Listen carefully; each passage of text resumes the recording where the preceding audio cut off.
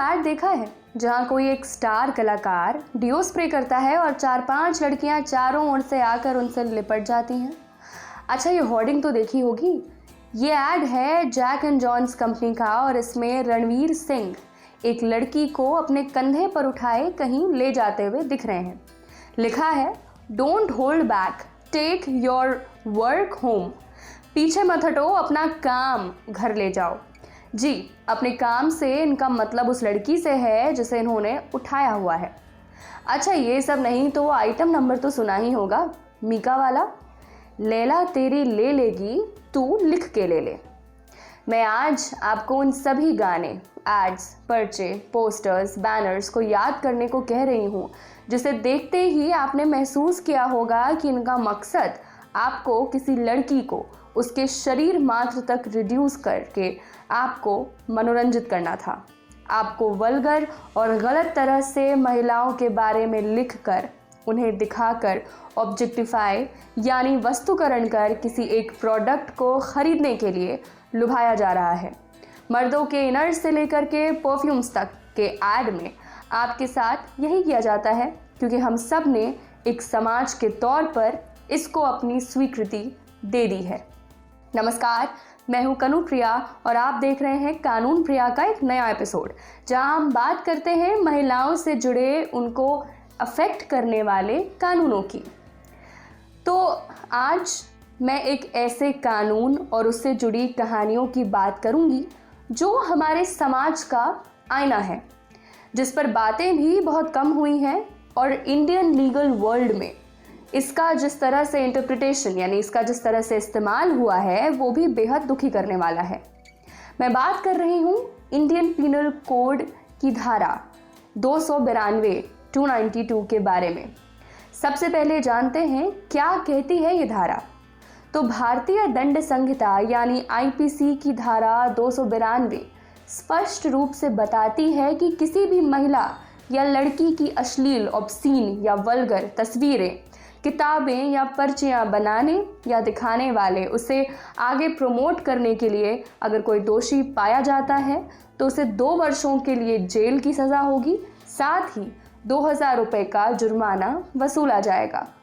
इस एक्ट को बनाने के पीछे का जो मकसद है, उस मकसद को अब तक सफलता हासिल नहीं हुई है, क्योंकि जैसा मैंने शुरुआत में ही आपको याद दिलाया, आज के समय आप हर जगह क्या औरतों को नग्न करती तस्वीरें एड्स में या सेक्सिस्ट गानों में जहां औरतों का सिर्फ इस्तेमाल करता दिखाया जाता है नहीं देखते? क्या आप उन गीतों पर नहीं नाचते, उन गीतों को नहीं गुनगुनाते जहां महिलाओं के शरीर को लेकर भद्दी टिप्पणियां होती हैं?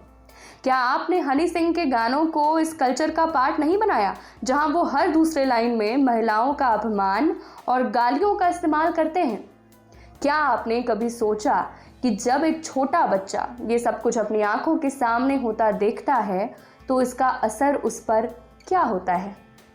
लड़कियों को सिर्फ एक ऑब्जेक्ट, एक वस्तु समझने की शिक्षा उनके लिए यहीं से शुरू हो जाती है। एक बार मैंने एक 6 से 7 साल के बीच के बच्चे को एक भरी रेस्टोरेंट में एक गीत गाते सुनकर मैं स्तब्ध हो गई। वो एक गीत के 2 लाइन बार बार रिपीट कर रहा था, जिसके बोल थे, बन मित्रा दी होर, मित्रा दी हो। होर अंग्रेजी का शब्द है जो वैश्याओं के लिए इस्तेमाल किया जाता है। उसके पिता अपने बच्चे को गाता देख इतने खुश हुए कि रोकने की जगह उसे और शाबाशी दिए जा रहे थे।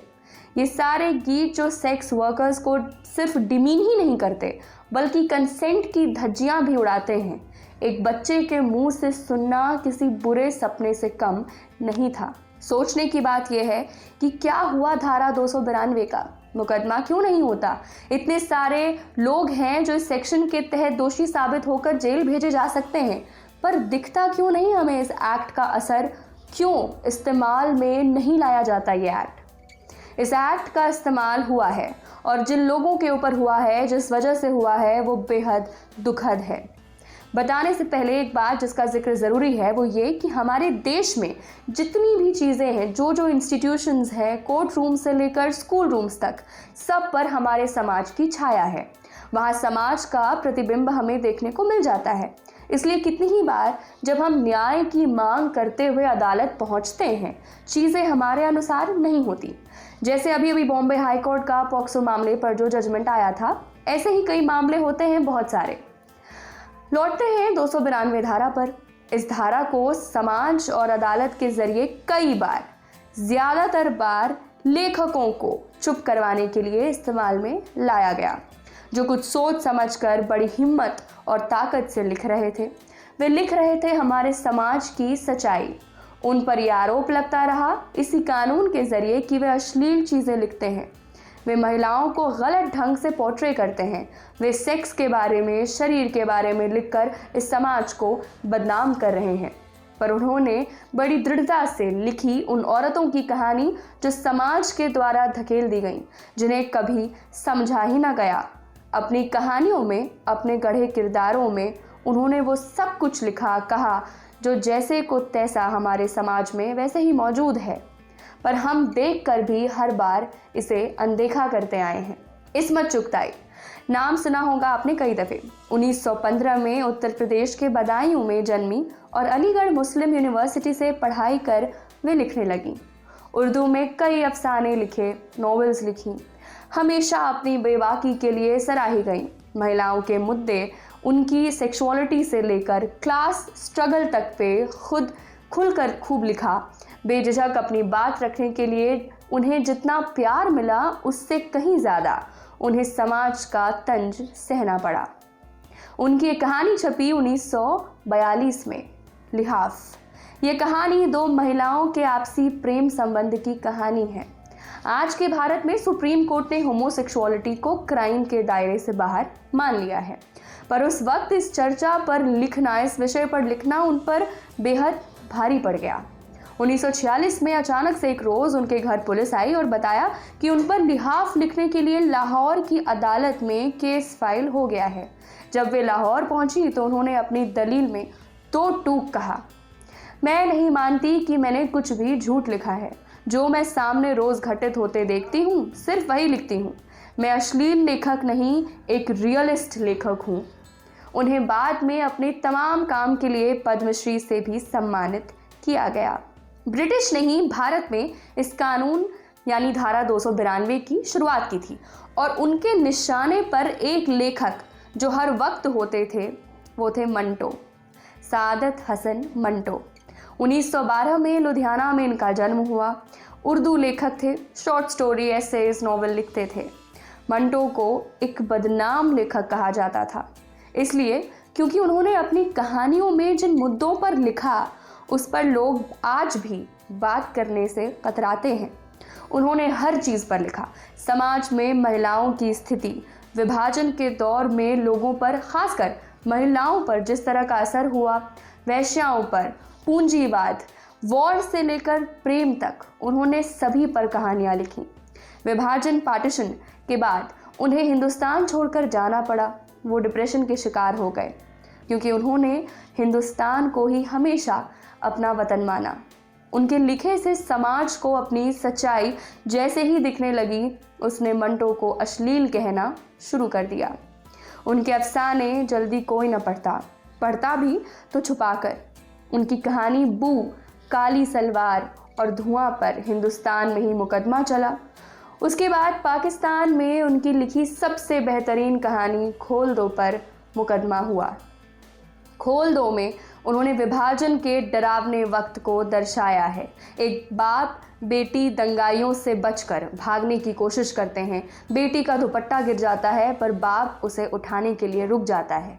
बेटी भीड़ में कहीं गुम हो जाती है और उसका दंगाइयों द्वारा बार बार रेप किया जाता है।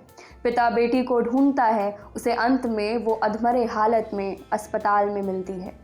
उसका इतनी बार बलात्कार होता है कि डॉक्टर द्वारा खिड़की खोल दो कहने पर वो बेहोशी की हालत में भी अपने कपड़े खोलने लगती है। ये देखकर भी बाप के जान में जान आती है कि चलो उसकी बेटी अब तक जिंदा है। ये कहानी जो साफ साफ बताता है कि युद्ध में क्या स्थिति होती है लोगों की। इस पर भी हास्यास्पद है कि अदालत द्वारा अश्लीलता का ठप्पा लगा दिया गया। जब उन्हें हर दूसरे दिन अदालत जाना पड़ रहा था और साथ ही पैसे की मार भी झेलनी पड़ रही थी, उन्होंने अपने एक लेख में लिखा, मेरी बाकी कहानियों में मुझे जो परेशानी हुई वो तो हुई ही, लेकिन ठंडा गोश्त का मुकदमा सबसे बाजी मार गया। इसने मेरा भुरकस निकाल दिया। ये मुकदमा यहाँ पाकिस्तान में ही हुआ, मगर अदालतों के चक्कर ऐसे थे कि मुझ जैसे हम्मास यानी संवेदनशील आदमी बर्दाश्त नहीं कर सकता था। अदालत एक ऐसी जगह है जहाँ तौहीन बर्दाश्त करनी ही पड़ती है। खुदा न करे किसी को जिसका नाम अदालत है से वास्ता पड़े। ऐसी अजीब जगह मैंने कभी नहीं देखी। इससे आप अंदाज़ा लगा सकते हैं कि सच लिखने का कीमत कितना होता है। पेरुमल मुरुगन तमिलनाडु के एक बहुत बड़े राइटर हैं। उन्होंने एक बेहतरीन किताब लिखी, वन पार्ट वुमन।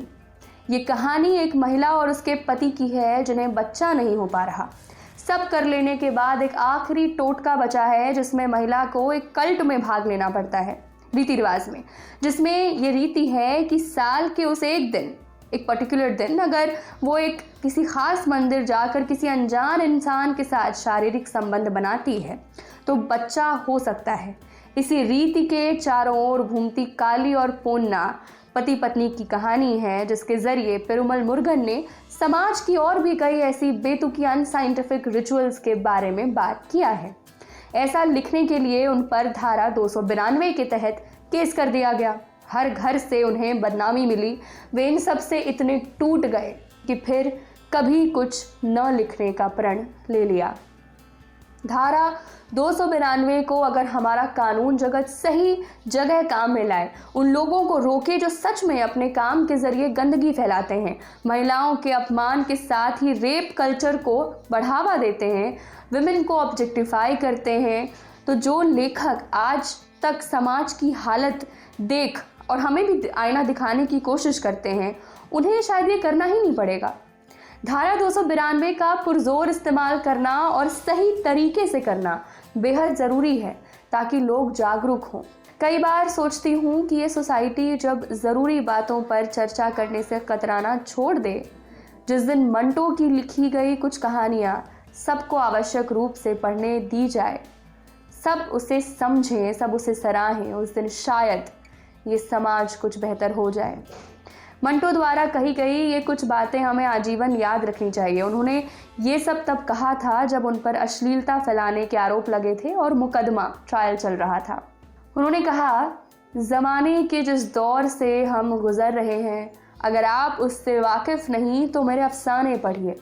अगर आप इन अफसानों को बर्दाश्त नहीं कर सकते तो इसका मतलब है कि ज़माना ही नाकाबिले बर्दाश्त है। मैं सोसाइटी की चोली क्या उतारूंगा जो है ही नंगी। मैं उसे कपड़े पहनाने की कोशिश भी नहीं करता, क्योंकि ये मेरा काम नहीं, दर्जियों का काम है। शुक्रिया।